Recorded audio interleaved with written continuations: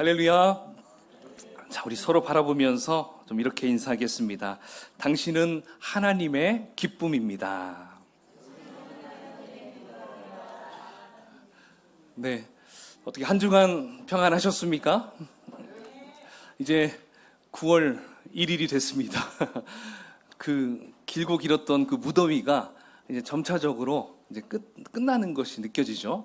이제 밤에는 그래도 좀 선선한 바람이 좀 불어서 이제 에어컨을 틀지 않아도 잘 수 있는 그런 계절이 돼서 너무 좋은 것 같습니다. 여러분, 오늘은 어떤 날인가요? 우리 조이풀교회 어떻게 보면 한 해 중에 가장 행복한 날이 아닌가 생각을 해봅니다. 그리고 가장 뜻깊은 하루가 되지 않을까 생각해 봐요. 왜냐하면 바로 구원받은 성도가 하나님과 또 성도들 앞에서 침례식을 받기 때문에 그렇다는 것이죠. 사실 이번 침례 받는 분들은 이렇게 보니까 연령대가 다양합니다. 10대, 20대, 40대, 50대 이렇게 있어요. 30대 빼고 다 있습니다. 총 4분이 이번에 침례를 받게 되었습니다.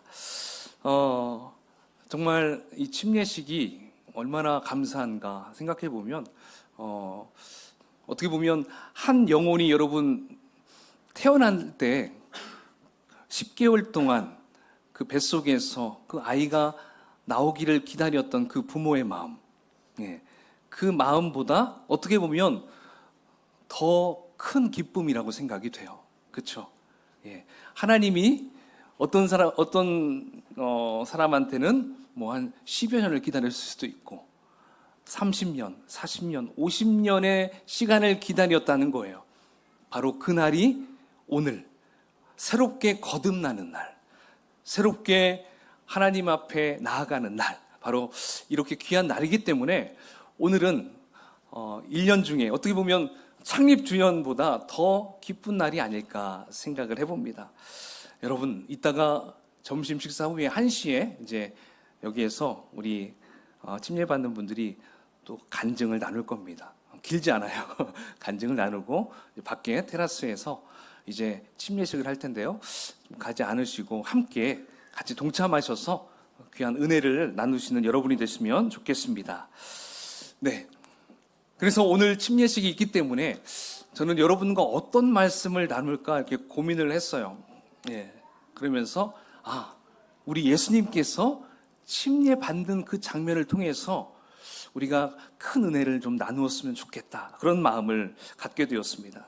그래서 오늘 마가복음, 오늘 본문을 택해서 제가 말씀을 준비했는데요.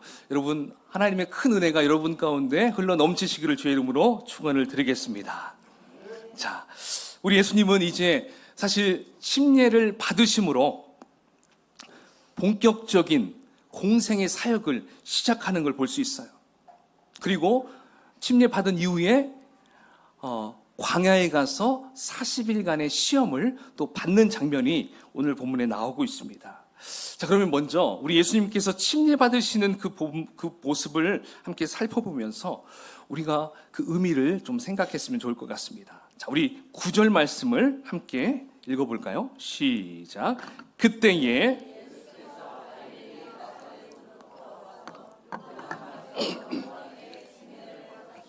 아멘. 자, 여기 9절의 앞부분에 보니까 그때에라고 나옵니다. 그때. 자, 이 그때는 언제를 말하는 것일까요? 바로 위에 나오고 있는 침례 요한이 활동할 때를 가리키고 있어요. 자, 침례 요한은 예수님보다 6개월 빨리 태어났어요. 그렇죠? 동갑인데 6개월 먼저 태어났죠. 그리고 이 침례 요한의 활동 지역은 어디입니까? 광야입니다. 광야.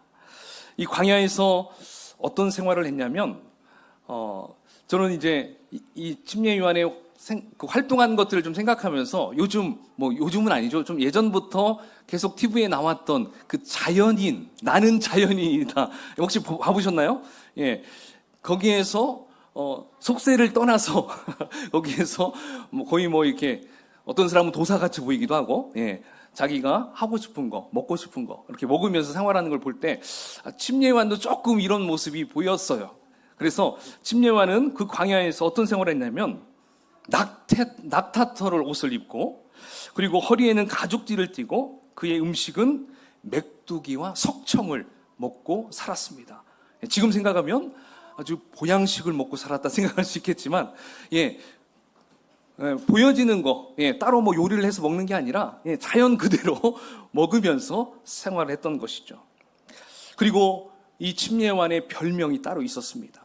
바로 외치는 자의 소리, 이런 별명까지 붙어 있었죠. 그리고 그렇다면 그는 뭐라고 그 사람들에게 외치면서 다녔을까요? 오늘 본문 3절과 7절에 그가 외쳤던 부분이 나오고 있습니다. 자, 한번 읽어볼까요? 시작. 너희는 주의 길을 준비하라. 그의 오실 길을 곧게 하라. 바로 이 말씀은 이사야 선지자가 앞으로 메시아가 오기에 앞서 먼저 예비하는 자가 나타날 텐데 그는 이렇게 외칠 것이다. 이미 500년 전에 이렇게 예언했습니다. 자, 그러면 오늘 나오고 있는 이 침례요한이 실제 어떻게 외쳤냐면 오늘 7절에 또 이렇게 외치고 있어요. 자, 함께 읽어볼까요? 시작. 나보다 능력 많으신 이가 내 뒤에 오시나니 나는 굽혀 그의 신발끈을 풀기도 감당하지 못하겠노라. 아멘. 자, 그러니까 침례요한은 주님께서 오실 길을 준비하고 예비하는 삶을 살았던 것이었어요. 자, 그러면 침례요한의 사역은 무엇이었겠습니까? 자, 우리 오늘 본문 4절 말씀을 같이 읽어보겠습니다. 시작. 침례요한이 광야에 이르러 죄사함을 받게 하는 회개의 침례를 전파하니. 4절 말씀. 바로 침례요한의 사역은 죄사함을 받게 하는 회개의 침례를 베풀고, 그리고 회개할 수 있도록 계속 전파하는 그러한 사역을 감당했다라는 것입니다. 자, 여기에서 말하고 있는 회개의 침례는 바로 물침례를 의미합니다. 물침례. 그러니까 물속에 잠기는 걸 의미하죠. 근데 우리는 약식으로 세례다라고도 하잖아요. 사실 세례는 굉장히 침례보다는 물이 굉장히 적게 필요한 거죠. 실제 예수님은 물속에 완전히 잠겼다는 것을 볼 수 있어요. 특별히 그때 당시에도 침례요한을 통해서 침례받았던 모든 자들은 완전히 침수를 통해서 그의 죄가 사함받는 그러한 일들을 했다라는 것을 볼 수 있어요. 자, 그러니까 이제 이 침례요한이 얼마나 놀라웠겠어요. 그렇죠?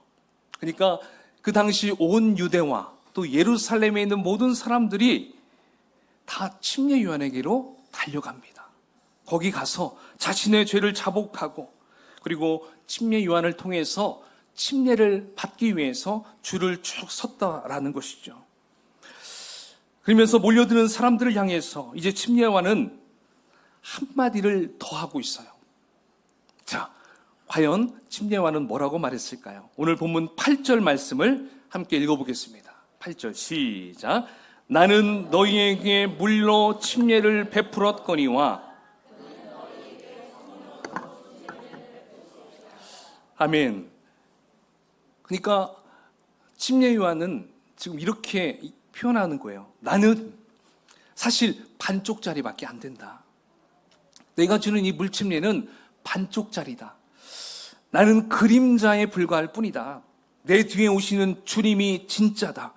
그분이 베푸시는 성령 침례를 받으면 새 생명을 얻을 것이고 새로운 삶을 살 수 있게 될 것이다. 지금 이렇게 침례요한은 거기 모여있는 사람들에게 선포하고 계속 기대감을 심어주고 있었던 것이었어요.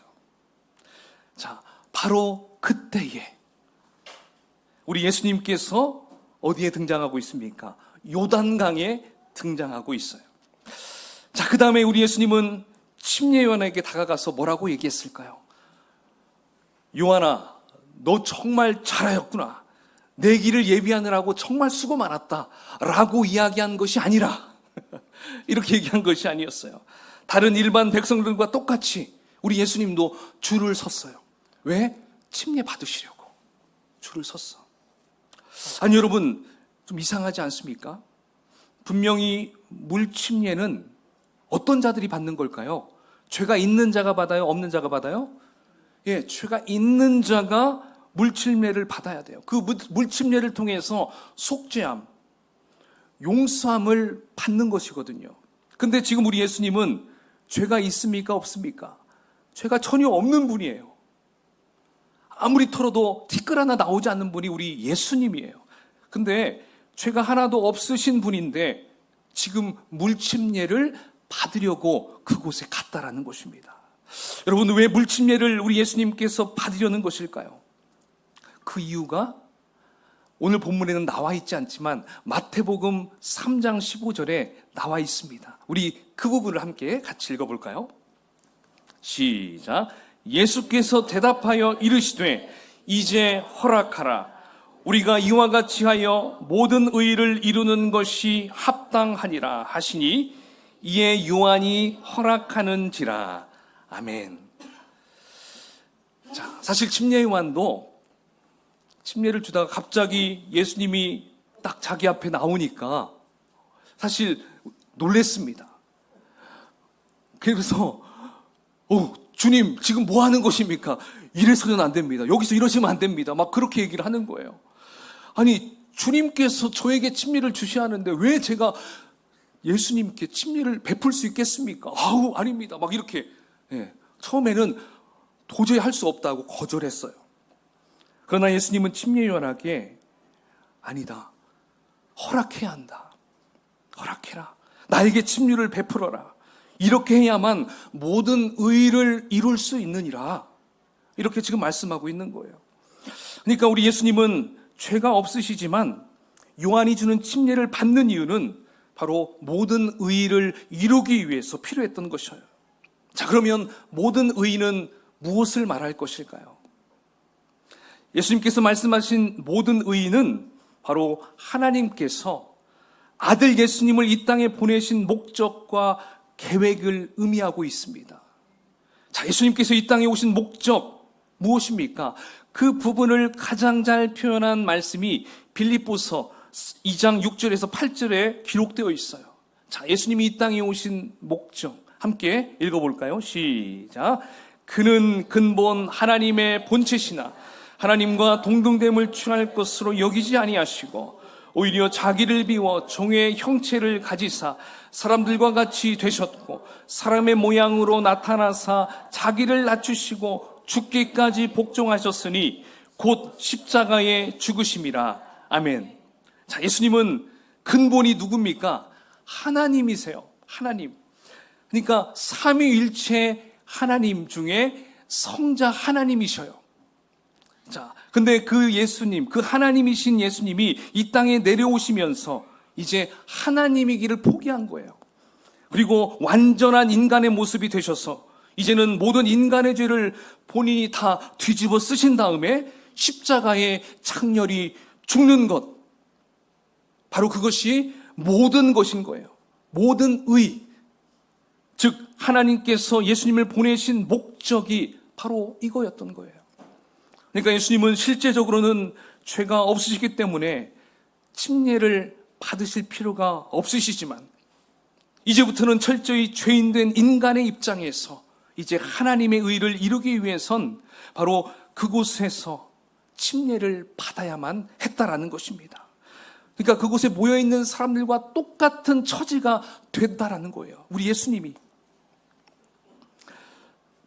그러므로 바로 예수님이 받으신 이 침례의 첫 번째 의미는 무엇입니까? 하나님의 의를 위한 일이었기 때문에 우리 예수님은 침례를 받아야 했어요. 자, 그 다음에 두 번째는 무엇일까요? 두 번째는 바로 예수님께서 받으신 이 침례는 자기 포기의 길이었어요. 여러분, 우리는 알아야 됩니다. 예수님께서 지금 물침례를 받는 사건이 그냥 예수님이 공적인 생애, 하나님의 사역을 시작하기 위한 어떤 신호탄 정도로 생각해서는 안 된다는 것을 우리가 알아야 돼요. 우리 예수님이 여러분 누구십니까? 방금 제가 얘기한 것처럼 성자 하나님이십니다. 성부 하나님과 성령 하나님과 함께 온 우주 만물을 창조하셨어요. 그리고 태초부터 함께 살아계셔서 처음과 끝을 다 아시고, 그리고 없는 곳이 없으시는 무세부조의 하나님이 바로 우리 예수님이라는 것이죠. 그런데 그러한 성자 하나님께서 모든 권세와 모든 영광을 다 포기하시고 죄악된 인간의 대표가 됐다라는 거예요. 그래서 침례 요한에게 침례를 받으시려고 지금 우리 예수님은 뭐 하고 있는 거예요? 순번을 기다리고 있는 거예요. 다 물러가라, 내가 받을 것이다, 그런 게 아니에요. 지금 예수님도 유대인들, 죄인들이 다 줄 서 있듯이 뒤에서 예수님도 내 차례를 기다리고 있는 거예요. 여러분, 은행에 가서 표 뽑아서 내가 여기 이 가밀 지역의 지주인데 하면서 간 사람이 있나요? 예, 줄 서야 되죠. 우리 예수님도 지금 똑같이 그 유대인들 줄 서 있는 곳에서 기다리고 있었다는 것입니다. 여러분, 우리 인간적인 마음으로 볼 때 어떻습니까? 얼마나 자존심이 상한 일입니까? 하나님이신데, 온 우주 만물을 다 창조하신 분인데, 그럼 죄인들 뒤에서 줄을 서서 침례를 받으려고 기다리고 있는 거예요. 여러분, 이것에 대해서 가장 잘 설명한 분이 존 화이트라는 분이 있습니다. 이분은 기독교 문필가인데요. 사실 존 화이트 이분은 스위스에서 앞으로 의사가 될 사람이었어요. 원래 의사가 되었죠. 의사가 되었다가 이제 문필가가 된 사람인데요. 이 사람이 자신의 경험을 이 헌신의 기쁨이라는 책에 이렇게 기록을 하고 있어요. 이분이 의대를 다니고 있을 때 있었던 일이었습니다. 이제 과목 중에 성병 클리닉이라는 그 과목을 듣고 있었습니다. 근데 그 과목에 이제 우리 대학생들은 레포트를 써야 되잖아요. 자, 근데 레포트가 내야 될 그 숙제가 있었습니다. 근데 제출하는 날짜가 언제인지 이 존 화이트가 깜빡 잃었던 거예요. 잊어버렸던 거예요. 그래가지고 어떻게 하나. 그래가지고 그 담당 교수님한테 찾아가기는 그렇잖아요. 그래서 그 조교에게 찾아가서 이렇게 물어봤어요. 내가 깜빡 잊고 레포트를 제출 못했는데 어떻게 하면 좋냐고 막 이렇게 물었습니다. 그러니까 그러면 성병 클리닉 병원에 가서 직접 얘기를 해보라고 이렇게 얘기해 주는 거예요. 자, 그래서 그 존 화이트가 병원을 찾아보니까 24시간 하는 병원이 딱 하나가 있었다는 것입니다. 그래서 아주 힘들게 그곳을 찾아갔어요. 찾아가서 이제 간호사에게 이렇게 부탁을 합니다. 제가 어느 대학교 의대생인데요. 제가 지금 조사할 것이 있는데 좀 부탁을 좀 하려고 하는데 말이 끝나기도 무섭게 그 간호사가 뭐라고 하냐면 뒤로 가서 줄 서세요. 지금 잔말이 많아요. 빨리 줄 서세요. 딱 이러는 게 간호사가. 정말 그렇게 하는 거예요? 우리 지휘자매?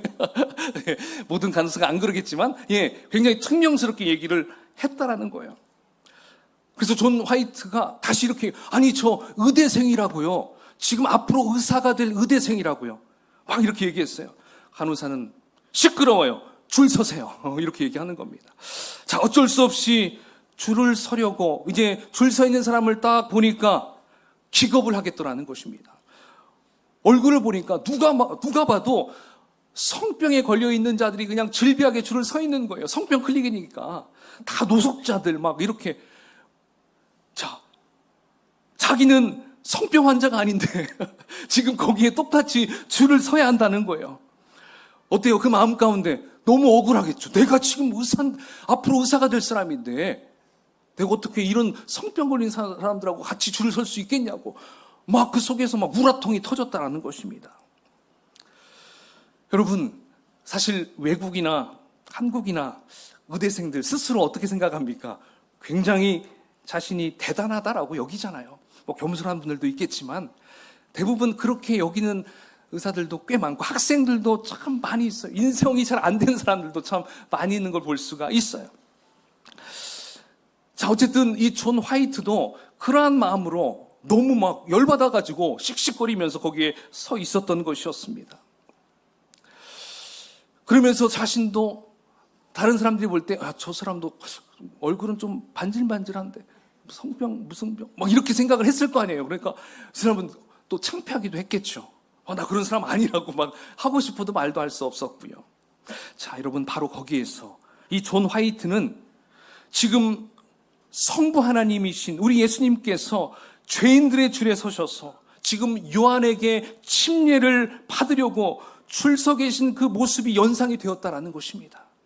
바로 그 포인트에서 존 화이트는, 야, 우리 예수님은 철저히 낮아지셨구나, 완벽하게 다 포기하셨구나, 이것을 깨달았다라고 그 글에 나옵니다.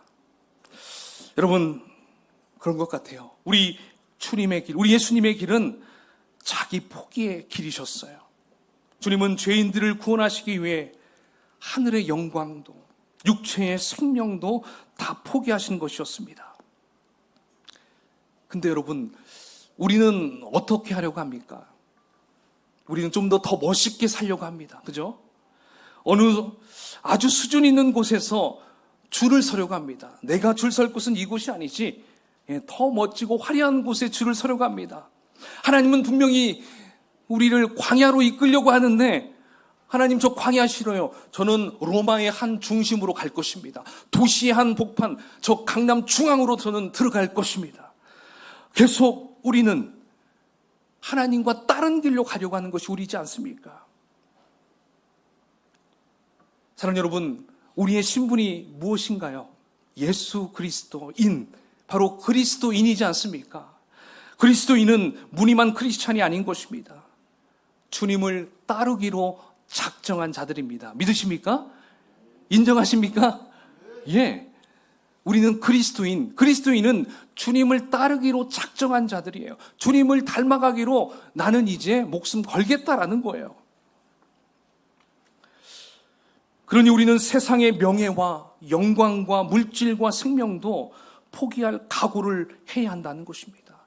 물론 이것은 쉬운 일이 아니에요. 그러나 우리 안에서 역사하시는 성령님께서 함께 하시기 때문에 우리는 충분히 감당할 줄 믿습니다. 할렐루야. 자, 이제 우리 예수님께서는 이제 물에 완전히 들어가셨다가 나오셨을 때 여러분, 이제 무슨 일이 일어났을까요? 자, 10절을 함께 읽어보겠습니다. 시작. 곧 물에서 올라오실새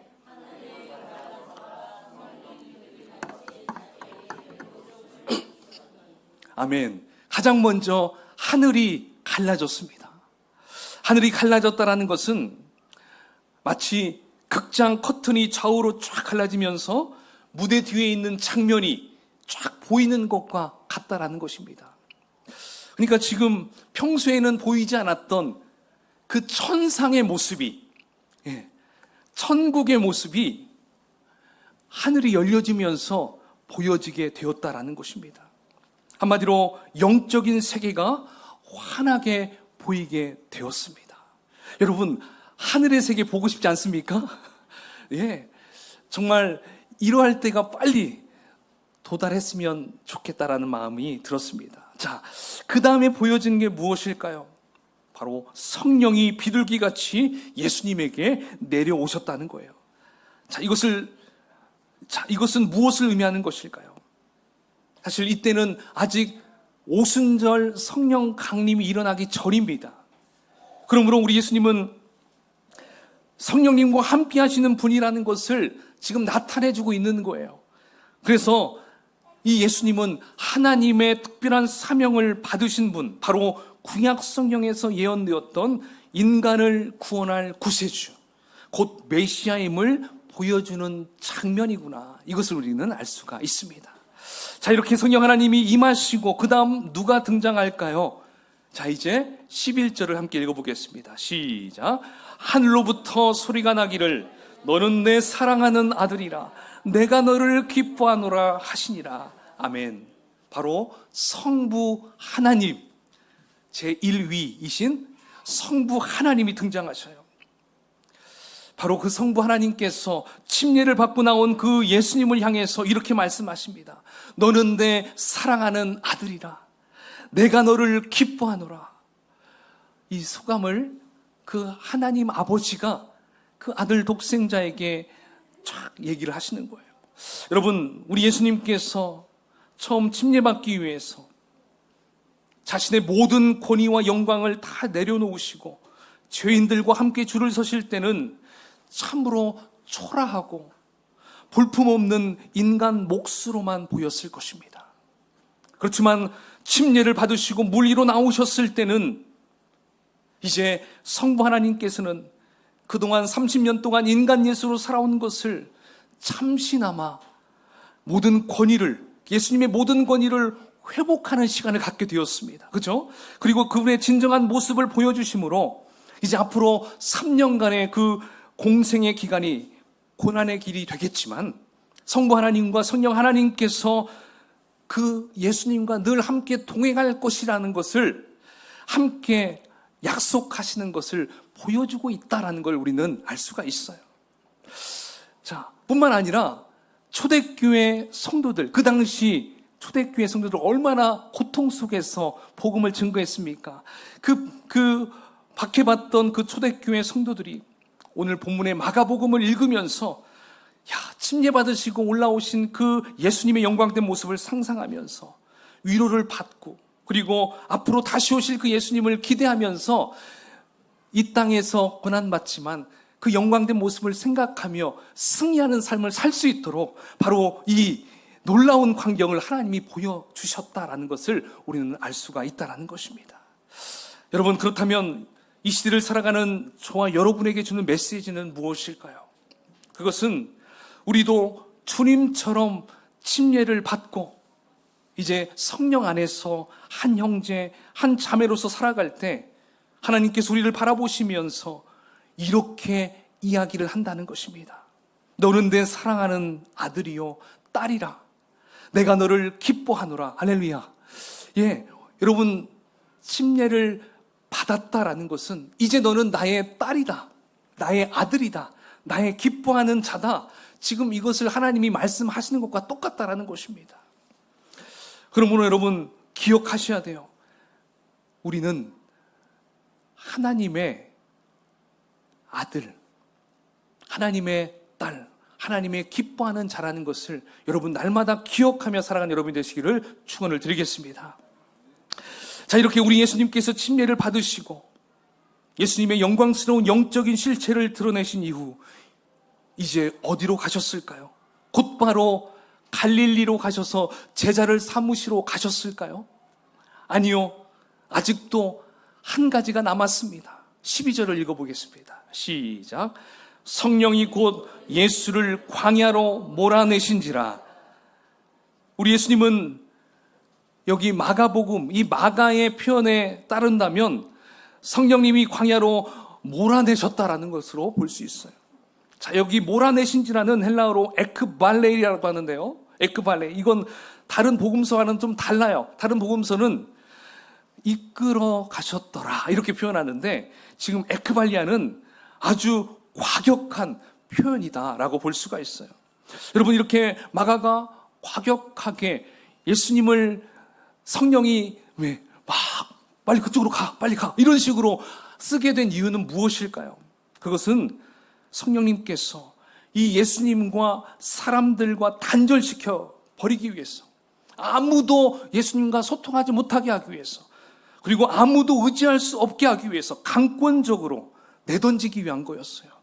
혼자서 외롭게 공생의 준비 과정을 거치게 하려는 것임을 강조하고 있다라고 볼 수가 있다는 것이죠. 자, 우리 예수님은 광야에서 그렇다면 어떻게 지내셨을까요? 자, 마지막 13절입니다. 함께 읽어보겠습니다. 시작. 광야에서 40일을 지내면서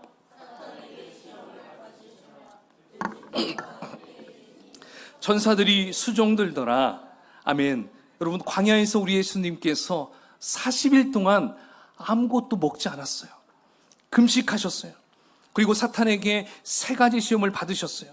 또 들짐승과 함께 계셨다라고 합니다. 여러분, 이게 사람이 살찌십니까? 네. 도저히 살 수 없는 공간입니다. 자, 우리 예수님께서 왜 이렇게 고난의 시간을 보내야 했던 것이겠습니까? 그냥 바로 사역의 길로 뛰어 들어가도 충분히 다 감당할 수 있는 분이시잖아요. 전혀 필요치 않는 과정이었습니다. 그러나 우리 예수님은 그 과정을 밟고 있다는 거예요. 왜 그럴까요? 바로 우리 예수님은 모든 인류, 모든 사람을 대표하는 분이기 때문에 그래요. 자, 예수님을 운동선수라고 표현한다면 바로 대표 선수다라고 보면 돼요. 대표 선수. 여러분, 국가대표는 어디 가서 훈련을 받아야 됩니까? 태릉선수촌에 들어가야 됩니다. 예. 국가대표로 딱 발탁되면, 야, 나 국가대표 됐다 해서 그냥 집에서, 빨리 언제 올림픽 하지? 혼자 뭐 이렇게 헬스 한 번씩 하고 헬스장 다니고 하는 게 아니죠. 다 집합, 어디로? 태릉선수촌으로 집합을 해야 됩니다. 그러니까 국가대표에게는 태릉선수촌이 광야인 것입니다. 큰일을 하기 위해서는 반드시 뭐가 필요해요? 고된 훈련의 시간이 필요하다는 것입니다. 그래야 목적한 바를 이룰 수가 있어요. 아무리 재능이 있어도 훈련 없이는 경기에 나갈 수 없기 때문에 그래요. 여러분, 우리 예수님도 완전한 분이십니다. 그렇죠? 하지만 앞으로 십자가의 구속 사역과 부활의 영광을 위해서, 또한 시험 받을 인간들의 모본이 되기 위해서는 먼저 광야에서 40일간은 인간이 겪어야 될 모든 고통과 유혹과 시험을 받으셔야 했던 것이었어요. 광야에서 우리 예수님은 철저히 이제는 하나님의 은혜만을 절대적으로 바라보고 견디시고 승리하셨다라면 우리는 벌써 그렇게 생각하면 된다는 것입니다. 여러분, 그렇게 40일의 시험과 고난의 시간이 지났을 때 그 다음에 누가 수정을 들었습니까? 천사가 예수님에게 찾아와서 수종을 들었다는 것을 볼 수가 있습니다. 사랑하는 여러분, 오늘 우리는 예수님께서 자신의 모든 지위와 직분과 영광을 내려놓으시고 이제 죄인들과 함께 침례를 받으셨고, 잠시나마 하나님께서 예수님의 영광스러운 모습을 보여주시면서 내 사랑하는 아들, 나의 기뻐하는 자라고 불러주셨지만 곧바로 광야요 40일 동안 정말 고통스러운 그 나날을 보내게 하셨어요. 그러나 우리 예수님은 그 모든 훈련을 다 마치시고 이제 어떻게 하셨습니까? 당당하게 공생의 길을 걸어 가실 수가 있게 되었던 것입니다. 저는 여기에서 우리 예수님은 분명히 하나님이신데, 놀라운 능력이 있으신 분이신데, 그러한 모든 것을 다 포기하고 자신에게 당면한 모든 것들을 하나하나 밟고 가는 것을 볼 때, 여러분, 정말 저에게는 큰 도전이 되었습니다. 정말 예수님은 피하고 싶은 길도 정말 많았습니다. 마지막 십자가의 그 길에서도 예수님의 인간적인 마음은 피하고 싶은 마음도 있었었잖아요. 하지만 그 모든 것들을 결코 결코 피하지 않았어요. 하나하나 모든 것을 다 몸으로 감내하셨다라는 것입니다. 그러므로 오늘 우리에게도 피해서는 안 될 일이 있다는 것입니다. 그것은 하나님께서 저와 여러분을 향한 계획과 목적입니다. 믿으십니까?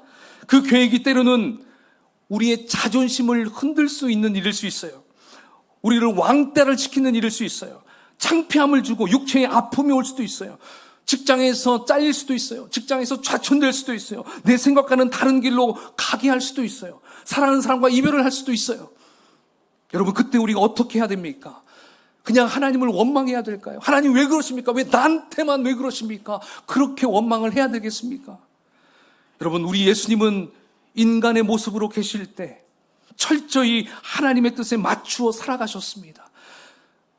내 뜻에 하나님, 내 뜻에 좀 맞춰주십시오, 이게 아니었어요. 나는 그거 하기 싫어도 하나님이 그 길로 나에게 인도하시면 순종하며 걸어갔던 것이었습니다. 여러분, 예수님이 그렇게 살아가시고 그렇게 걸어가셨는데 연약한 우리는 어떻게 살아가야겠습니까? 정답은 우리 예수님이에요. 예수님이 우리의 정답인 거예요. 다른 거 볼 거 없어요. 예수님이 살아가신 방법대로 우리도 따라간다면 지금은 고되고 힘들고 뭔가 아닌 것 같다고 생각할 수 있지만 그것이 하나님의 뜻이면 우리의 마지막은 어떻게 될까요? 승리의 길, 영광의 길, 그리고 하나님께서 너는 내 사랑하는 아들이다. 너는 사랑하는 나의 딸이다. 나의 기뻐하는 자다. 할렐루야. 하나님께서 이렇게 말씀해 주실 거라는 것이죠. 그러므로 여러분 지금 하나님과 뭔가 주파수가 잘 맞지 않는 것 같다고 생각하더라도 지금 뭔가 하나님이 나에게 뭔가를 좀 도와주셔야 될 때인데 안 도와주신다고 생각할지라도 여러분 그것 때문에 원망하지 마십시오. 분명히 하나님은 여러분들을 향한 놀라운 계획이 있다는 것입니다. 믿으십니까? 예, 내가 나이 먹어서 이제 뭐 나한테 무슨 계획이 있겠어가 아니에요. 모든 자들에게 다 있습니다. 90 먹으신 분도 있어요. 이제 갓 태어난 어린아이에게도 다 있어요. 여러분 이것을 기억하십시오. 그러면 하나님께서 우리를 바라보실 때 놀라운 사람으로 특별히 기뻐하는 아들이요 딸로서 여기시며 생각하시며 정말 우리를 끝까지 포기하지 않으실 줄로 믿습니다. 아멘.